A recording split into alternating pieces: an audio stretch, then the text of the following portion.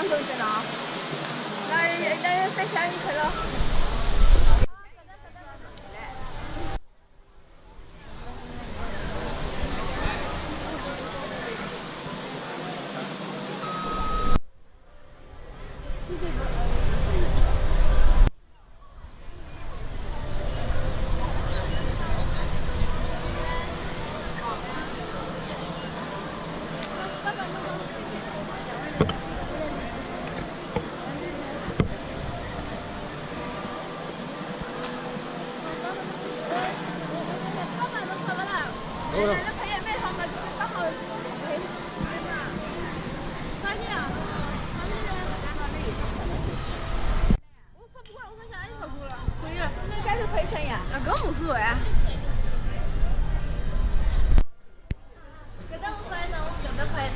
嗯。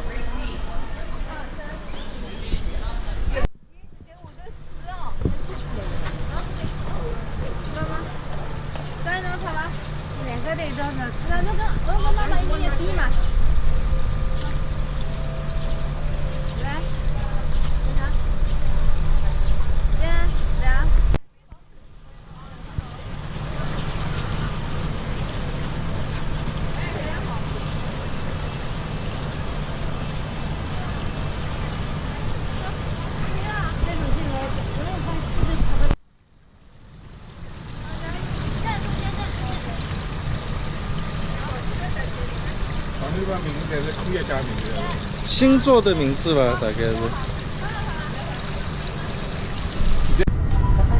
This unique scientific platform allows researchers from all over the world to work on innovative experiments and help to enable NASA's long-term human exploration plans. We're not contain or do anything out here. It's just a resting spot here. So, the crawler transporter underneath weighs 6 billion pounds. The mobile launch platform on top weighs an additional 9 million pounds. And then if you put a shuttle, that's another 3 million pounds for a total of 18 million pounds going down the crawler way.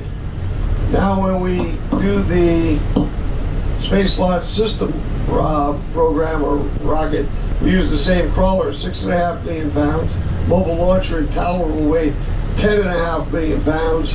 And then the Space Launch System rocket on top will weigh 5.5 million for a total of 22 million pounds going down the crawler way. And toward low Earth orbit missions to the ISS, NASA can focus more heavily on deep space exploration, which you will learn about at Launchpad 39B. Coming up here, you can see SpaceX put a building across their crawlerway, and they put their name on it, so I guess they're here to stay. SpaceX is going to assemble a Falcon 9 rocket inside that building, and they're going to launch it from here, which they've already done. How many engines does a Falcon 9 rocket have? I heard one person say it. 9. They're going to also assemble a Falcon Heavy out here. That's 3 Falcon 9s strapped together. How many engines? 27. You think it's going to be noisy? Yeah, it's going to have a lot of vibration. When we have a launch, we have to have some place for the flames to go. In Florida, we cannot dig down because we get water. Out here, salt water, right close to the ocean. Now, if you look over to your left, you can see the launch pad's up on a hill, and you got a water tower and piping. It holds 400,000 gallons of water. 16 seconds before ignition, they put all that water on top of that mobile launcher underneath the engines of the shuttles when we're launching shuttles, and underneath the engines of the rockets that we're launching nowadays. They do not do that for flame suppression. They do it for noise suppression. The shuttle is the second loudest man-made noise ever developed. Towers. It used to look like Launchpad 39A about 6 or 7 years ago. Then they took all the structure down and they put up the towers. Over to your left, you have the tower, Launchpad 39A, SpaceX doing a lot of work. They're going to take down everything to the left of that center tower there, and then make the center tower 70 meters taller and the lightning rod taller. All right, clearance coming out of that building. How much is 6 feet of clearance? The ventilation panels in the white section of the building are 7 feet tall, each one of them. The building with the black windows is Launch Control Center. Launch Control Center is the electronic brain of the launch complex. There are 4 launch consoles inside that building. Over to your left, you got an American flag. The blue box across, there's an alligator sitting right at the edge here. Okay, Right to your left, there's an alligator in there. All right.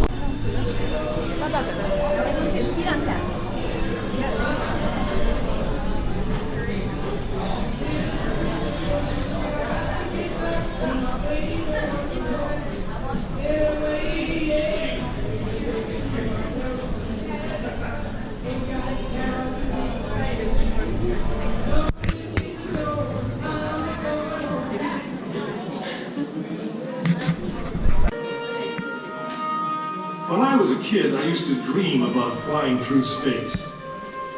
Every week on TV, I'd watch my heroes as they jumped into their rocket ships and took to the stars. And I wanted to be like them. They had courage, imagination, and no problem ever stood in their way for long. You know, in the end, when we actually did send men into space, it turned out that those were exactly the qualities it took. I'm John Hudson. This is Pad 39 of the Kennedy Space Center. I was a launch controller here when from this very spot, man took off to fly to the moon. It was a journey that began 12 years before that rocket ever left the ground. And it started on the other side of the world. Back then, we were one of 2 superpowers that always seemed to be on the edge of a terrible war. In 1957, the Soviet Union launched the first ever man-made satellite into Earth orbit. They called it Sputnik, which means traveling companion. In a world where peace hung in a delicate balance, it seemed to create a dangerous advantage. Every ham radio operator in America could hear it beeping. Thank you.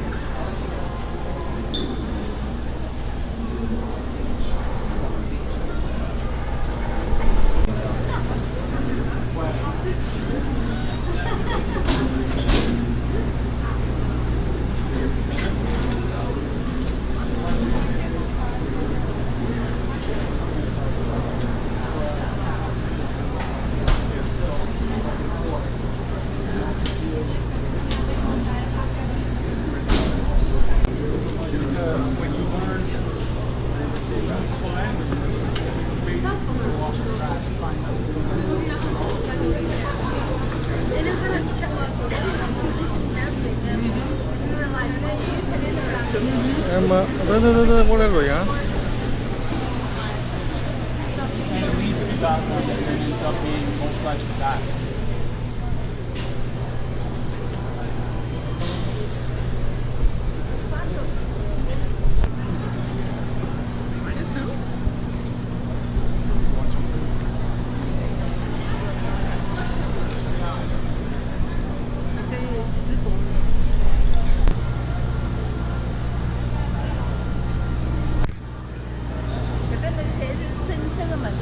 저 정서마지야. 이거 코너나 까마도 봐네.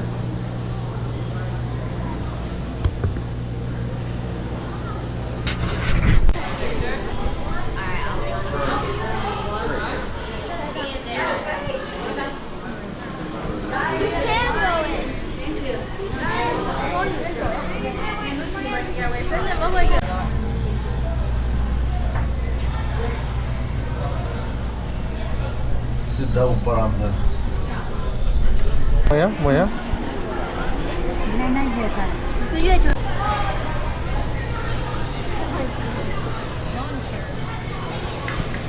It's a train.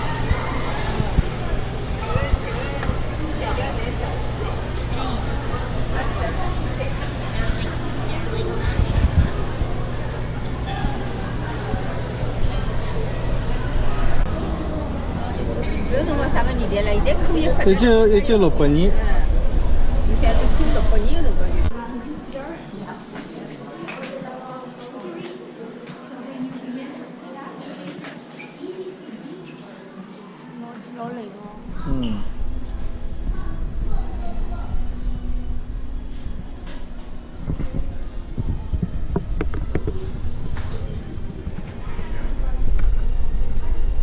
From the station are also gaining valuable experience needed to open new markets for satellite salvage and repair and space tourism.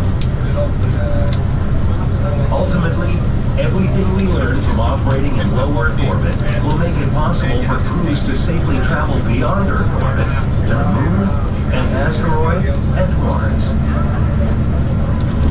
Coming soon, another important mission to Earth orbit is the delivery of NASA's James Webb Space Telescope, the scientific successor to both the Hubble Space Telescope and the Spitzer Space Telescope.